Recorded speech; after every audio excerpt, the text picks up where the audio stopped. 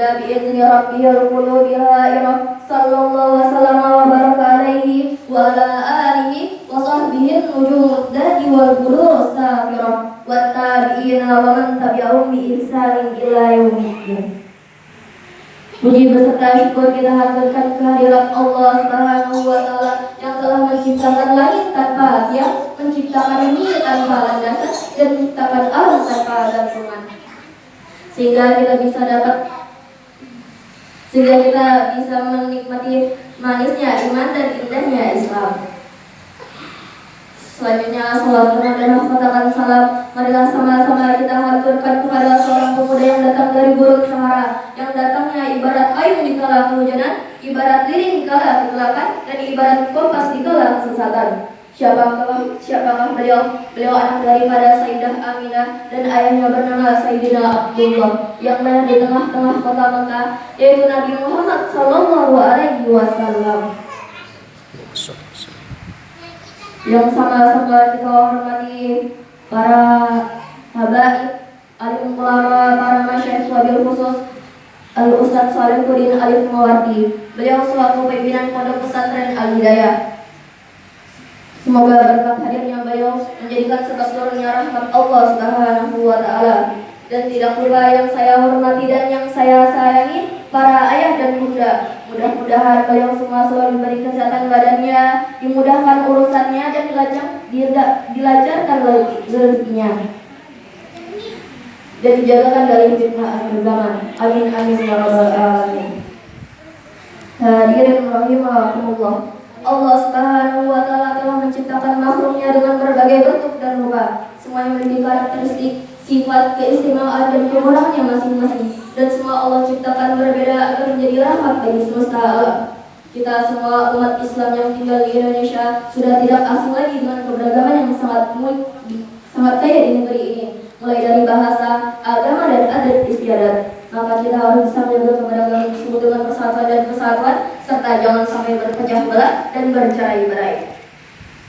Allah Subhanahu wa Ta'ala tidak akan memerintahkan persatuan, namun melarang bahkan mengancam dengan sangat tegas kepada orang-orang yang bercerai-berai. Hal ini disebutkan dalam firman-Nya, A'udzubillahi minasyaitonirrajim. Bismillahirrahmanirrahim. Wala takunu kalladzina tafarraqu wa ikhtalafu min ba'di ma ja'ahumul bayyinatu wa lahum adzabun alim. Yang artinya, dan janganlah kamu menjadi seperti orang-orang yang bercerai-berai dan berselisih setelah sampai kepada mereka keterangan yang jelas, dan mereka itulah orang-orang yang mendapatkan azab yang berat. Quran Surah Al-Imran ayat 105. Ma'asyiral muslimin rahimakumullah. Persatuan merupakan salah satu ajaran yang sangat mulia dalam Islam, sebab persatuan merupakan ruh kehidupan dan menjadi pilar kekuatan dalam hidup beragama, bermasyarakat, berbangsa, dan bernegara. Hal ini demikian termasuk dalam firman Allah Subhanahu wa Ta'ala dalam Al-Qur'an. Wa'tasimu bihablillahi jami'an wa la tafarraqu wa dzkuru ni'matallahi 'alaikum idh kuntum a'da'an fa'alafa baina qulubikum fa asbahtum bi ni'matihi ikhwana. Yang artinya, dan berpegang teguhlah kamu kepada tali agama Allah, dan janganlah kamu bercerai-berai, dan ingatlah nikmat Allah kepadamu di masa jahiliyah ketika kamu bermusuhan. Lalu Allah mempersatukan hatimu sehingga dengan karunia-Nya kamu menjadi bersaudara. Quran Surah Al-Imran ayat 103.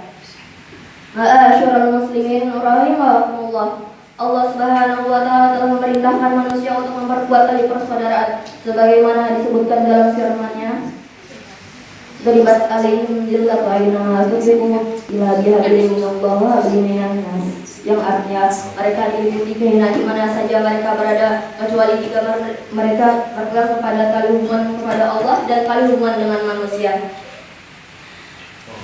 Quran Surah Al-Imran ayat 112. Dalam konteks persaudaraan, ayat ini mengindikasikan bahwa manusia tidak akan diliputi kehinaan di mana saja mereka berada sepanjang hidupnya.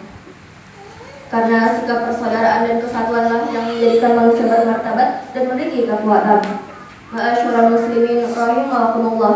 Dalam Islam sendiri, ikatan persaudaraan dapat dikenal dengan berbagai konflik, seperti persaudaraan antar keturunan, ukhuwah nasabiah, persaudaraan antar sesama manusia, ukhuwah basyariah, persaudaraan setanah air, ukhuwah watoriyah, dan persaudaraan seagama, ukhuwah Islamiyah.